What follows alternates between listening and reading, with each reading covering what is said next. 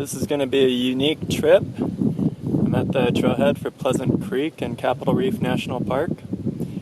I'm going to do a route that probably hasn't been done by very many people. Let's go.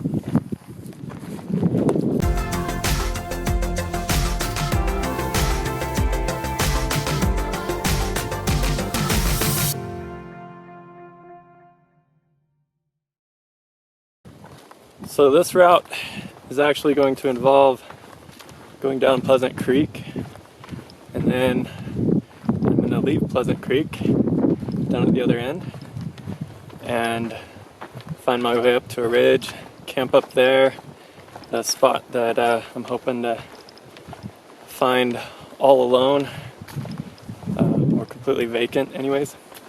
And then tomorrow morning I will connect down to Capitol Gorge and explore some more around Capitol Gorge. I've only been there once and didn't get very far down it. Had my kids, it was the winter time, it was cold, so I'm excited to get to see more of Capitol Gorge, like the tanks, and also scout out another little section above the tanks for another route, a little known route that I'm hoping to do, if not this fall, next spring. So it's Memorial Day weekend. The park down in Fruita around the visitor center is an absolute zoo right now. They really need to expand that parking lot at the visitor center because it is nuts down there. Parking is just insane. That's all there is to that. So, but down here there's very few people. Only a couple cars at the trailhead, and I did see one of the cars, a guy leaving with some overnight gear, it looked like, heading out by himself as well. So we'll see if we cross paths with him or not. But again, hopefully the spot I have in mind for camping is going to be all to me. This is actually a route that has been done by Jack Stewart and Colton Smith of the show Rock the Park, if you've seen that. Season 1's on Netflix, Season 2 and the rest of it is on Hulu for the most recent episodes. And Season 2 on Hulu, they have an episode where they actually do what they call ultralight hiking here in Capitol Reef. A lot of the equipment they show is definitely not ultralight. They do this route in the opposite direction that I'm going to be doing it today. It's actually a route laid out, I think, by Steve Howe, who used to be an editor for Backpacker. He's actually a resident down here in Torrey where my in-laws live, and haven't bumped into him yet, but maybe one day on our visits down in Torrey we'll rub shoulders at some point. Along this route, I've got plans to check out some petroglyph panels coming up here in a little bit, and also going to check out a slot canyon further down the canyon here, just a little short slot canyon. Should be fun, and yeah, it should be a lot to see on this little route. It would actually be a 16-mile loop if I did it all the way around from the trailhead, all the way around, not counting all the little side trips I can do.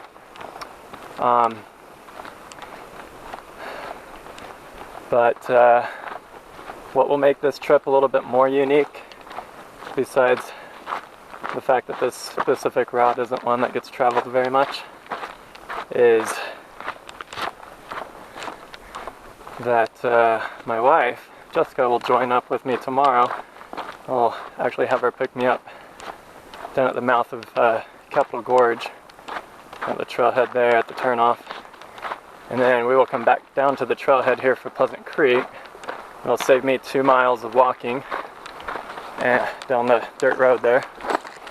And then we will actually go up Upper Pleasant Creek for a few miles and camp out up there on the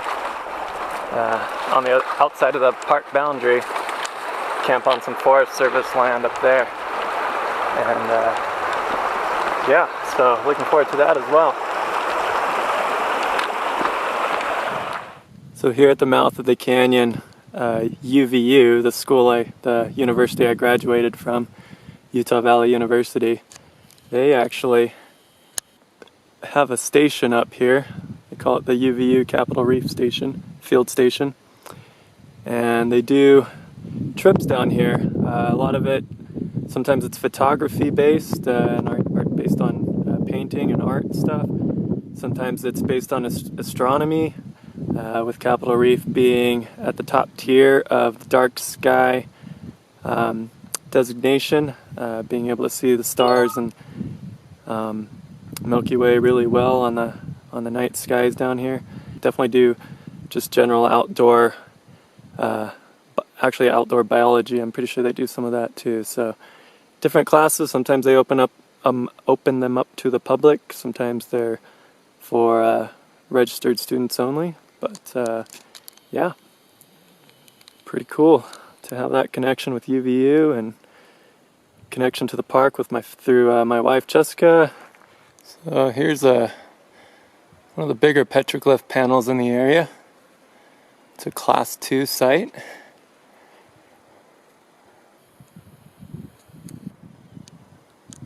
See some bear paws right there.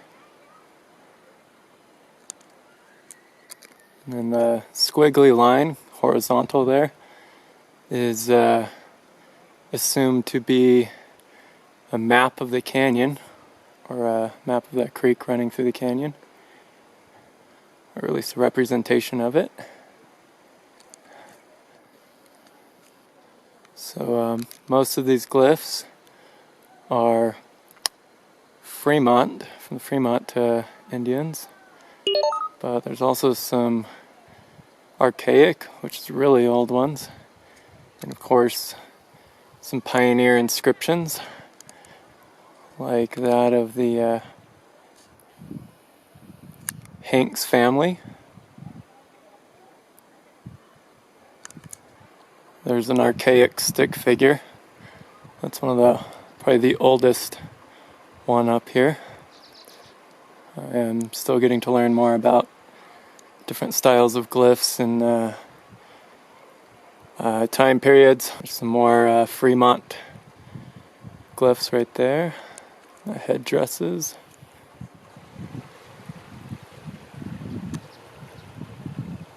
Here we are at another nearby panel.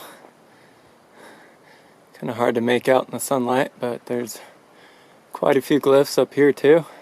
It's a Class 3 site, which means even if you try to ask the visitor center, the rangers, about it here at the park, they're not going to tell you because they want to keep it away from the masses. They've had a real problem with graffiti lately, so this spot is by word of mouth only. It's a really cool little spot right here. Just for comparison, here's my hand, and that's how small these figures are right here. And then you've got some crescent moons in here, and some kind of a concentric circle or an eclipse of some sort, or just an artistic form of a planet or the sun or full moon. Got some bighorn sheep right here. Not sure what this guy is. Kind of bucking up there, almost looks like a mule or a horse of some sort, but another bighorn sheep here with somebody riding on him. I'm not sure that the guy on top here is authentic though. Might have been added on to someone else more recently. It's another Fremont figure right here. Looks like a mama sheep and a baby sheep. We've got some agricultural petroglyphs here. Looks like probably corn of some sort.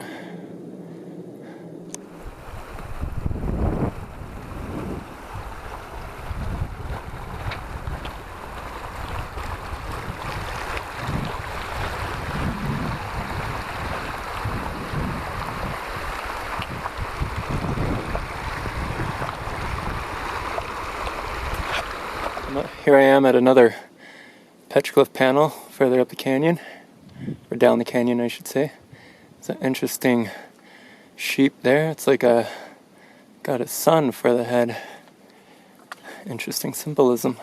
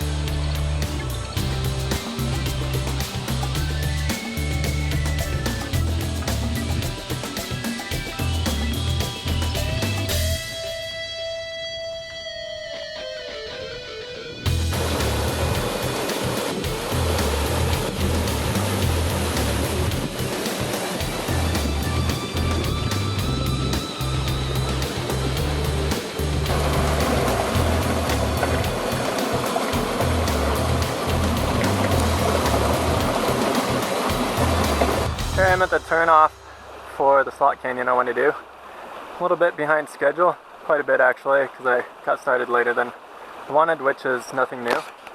But I'm going to check out the slot canyon anyways, and at least go up to the first narrow part. It goes up back in about a mile before the narrows ends, so I don't know if I'll go that far, but we'll see how quickly I can make it. So if I can make it in and out about a half hour, that'd be nice. Don't know if that's going to happen. Here we go.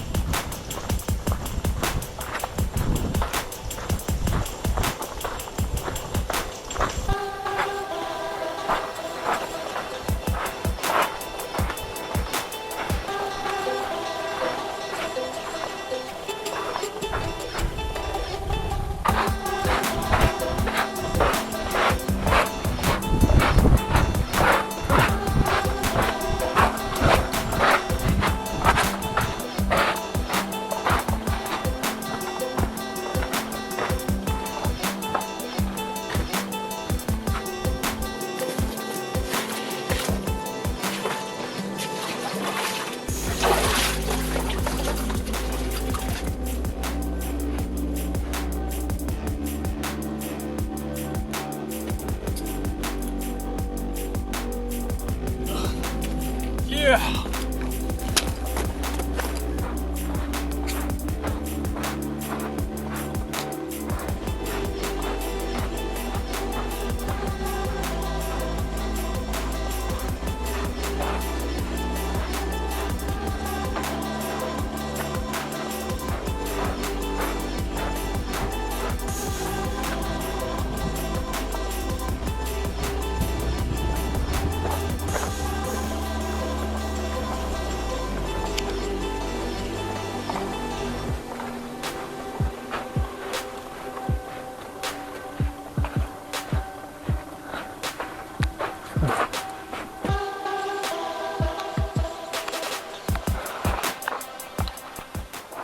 Alright, so I've made it about as far up as I'm gonna go.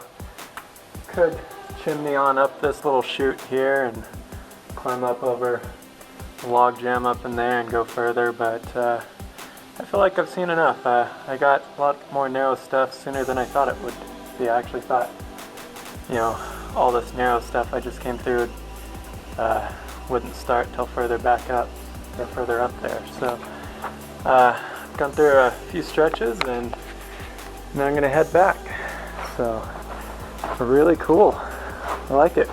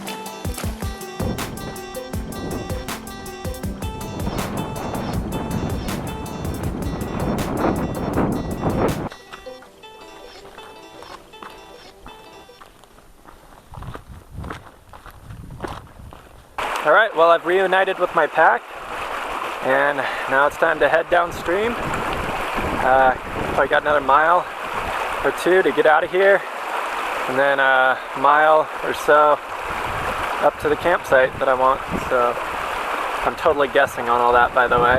I haven't pulled out the map yet, so, but here we go.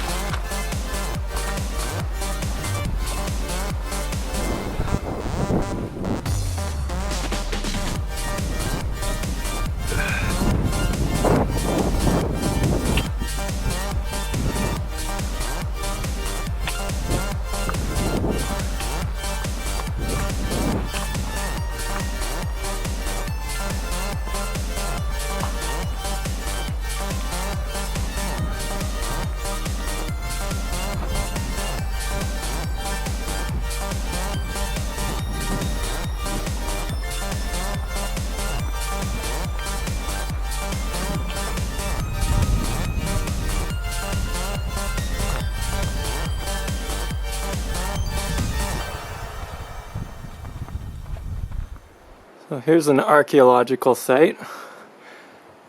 Probably some Fremont Indians that once inhabited these little caves.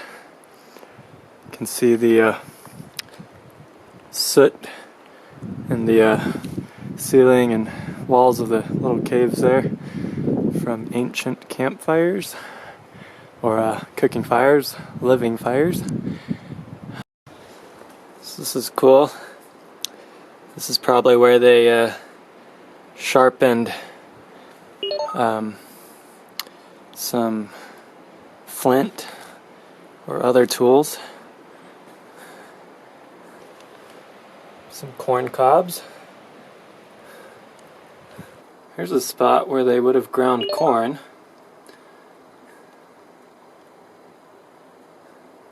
That cave goes back up a little ways.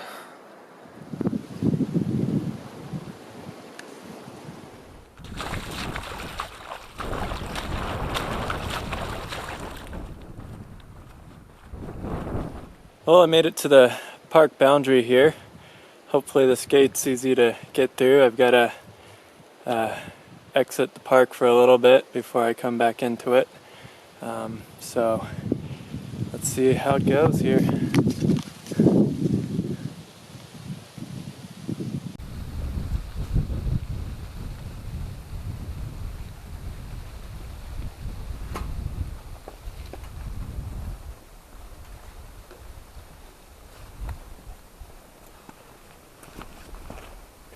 According to the map, the park boundary is actually just up here, but according to that fence I just wrapped around the park boundaries back there. Either way, there's some cows hanging out over here.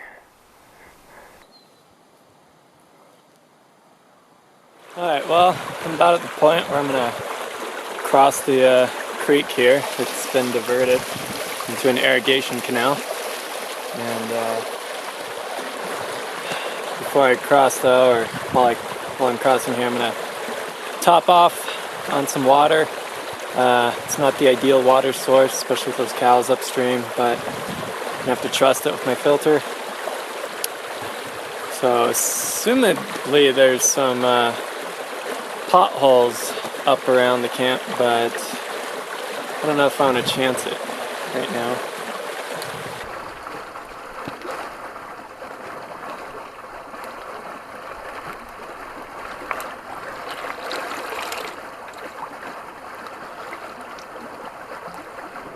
I just crossed the creek. That may well be my last water source for a long time. Supposedly there's like some potholes up where I'm hoping to camp, but it's been dry the last couple weeks down here, so it's warmed up, so I'm not gonna assume that there's much water up there. It'd be cool if there is, but just in case, I topped off an extra liter of water down here at the creek when I crossed. So I am on my way up to the campsite now. Probably got about another mile to go though, maybe a mile and a half. So now this is some cryptobiotic soil, that is. For those of you who don't know what cryptobiotic soil is, it's a very important type of soil in desert landscapes out here. It's full of microorganisms, fungi I believe, and whatnot, and it takes a long time to build up. Probably, about 100 years in some spots. Other spots, a few decades anyways. But once you step on it, it takes that long to rejuvenate. So the ideal is not to step on it, minimize the amount of impact you have on it, because it serves two purposes out here in the desert. One,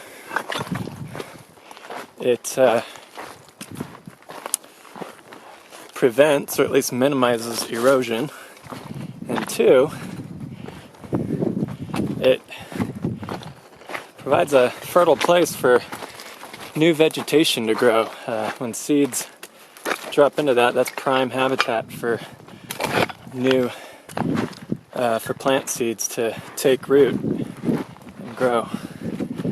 And it's always a good thing too. So that's the biology lesson for this trip. Apparently, I just stick to this wash I'm walking up, and it'll take me all the way up to the top of a ridge, where I hope to be able to find a campsite just below that ridge.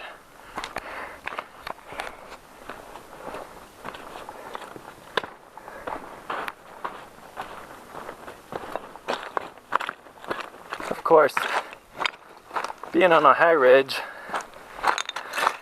the views promise to be excellent.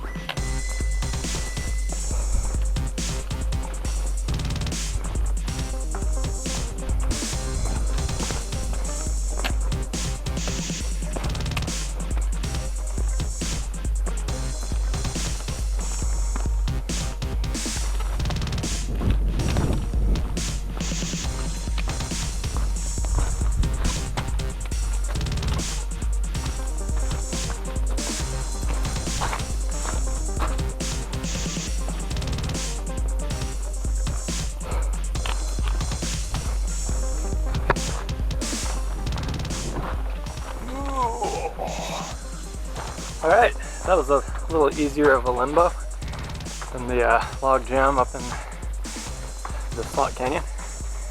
And that fence back there means I'm back in Capitol Reef, officially. Back in park boundaries. And the wash here just gets a little bit more and more scenic, a little bit prettier and prettier.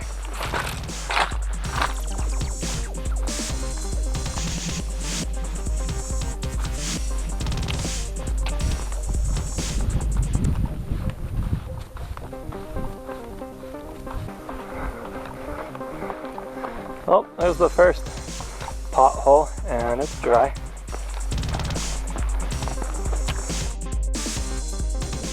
So basically, I am working my way right up to this little notch up there. And right up in there, along top of that ridge, I'm going to start looking down for a campsite up in there. So, I'm getting there. Still got a ways to go though. Hopefully I can make it there within the next hour, so I can have another hour of daylight left to set up camp and all that.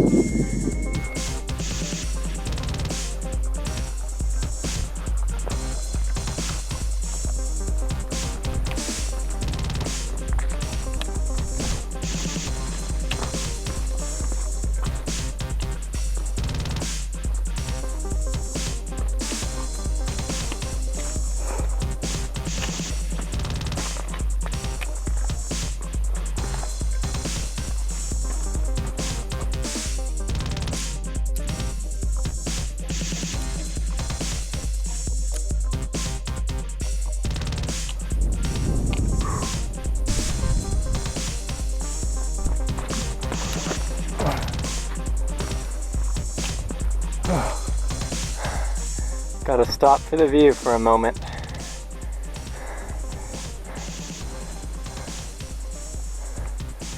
It's only gonna get better.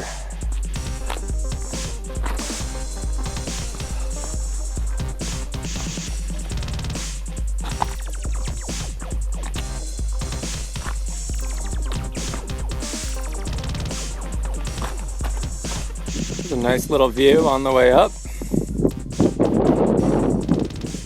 We're working our way up into the sunshine up here along this ridge saddle.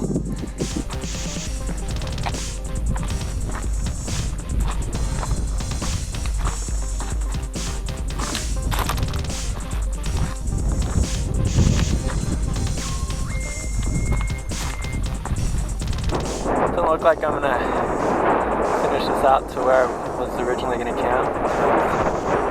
It's a little late. Probably catch up with the sun again, but then it would just be setting. That would be cool to watch, but there aren't any clouds out there to make it real pretty. Nice little spot right in here. I'm just gonna call home for the night. It's still a pretty sweet view out here. And when this lights up at sunrise, I don't think I want to miss this, because this is gonna be pretty awesome up in here too. So, yep, time to set up camp.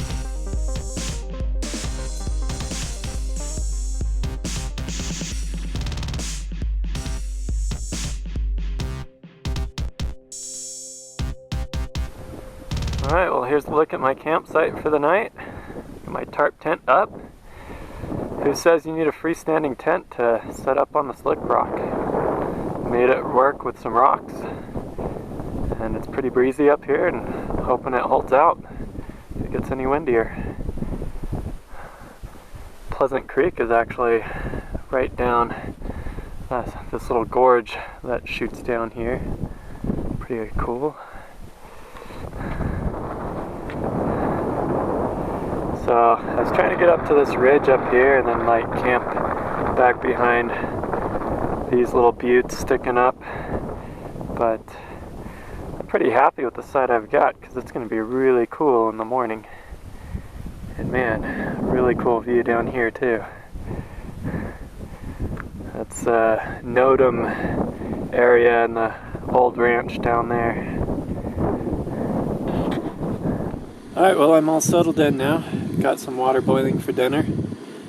Sunset a little while ago, and darkness has quickly come on. Beautiful area up here though, and had a little scare with my water filter with the bag of water I brought up. It seemed like it was jammed a little bit, but fortunately I was able to back flush it a bit, and I think I got it going again. So, oh man, pretty tiring. Didn't have to get my little chair out because this rock is perfectly angled for a nice little reclined lean back here. So it's a busy day, long day. Actually started out the day with Jessica. We actually had a guided hike in the first little part of Pleasant Creek, and kind of learned a little bit about some of the archaeology in the area with the ranger there. And then we meant to get a permit for me to be up here in the backcountry camping, backcountry permit at the visitor center on our way in. We stopped initially, but we were already getting late, so we ended up having to shoot down to the trail at Pleasant Creek to get to the guided hike on time. Turn back around to head back up to the visitor center because it was so busy. We, didn't have time to wait in line for our permit. So the first time. So the second time, after the guided hike, went back to the visitor center to get my permit, and then drove all the way back down to to Pleasant Creek trailhead to start the hike. So I actually started my hike probably at least a couple hours later than I wanted to, and that's another reason why I didn't make it up to the campsite as soon as I wanted to. But again, I can't complain about this site because it's pretty sweet, and I'm not too far away from where I want to be in the morning. So something else I've got on this trip that I haven't had before is a DeLorme inReach. It's actually serviced by Garmin now, but it's an inReach Explorer. I got it brand new on closeout since the newer Garmin design devices are out now. But yeah, the DeLorme, got my first message out to my wife, and she responded back, and it works pretty sweet. Awesome to have two-way text out here where there is absolutely no cell service, and always comforting to know that if something did happen to me, I can always alert her and have her send help up or send an SOS directly to the emergency personnel. So yeah, anyways, I'm gonna just lean back, have dinner here since the water's ready in a minute, and then go get in my tent, do a little bit of reading, and call it a night.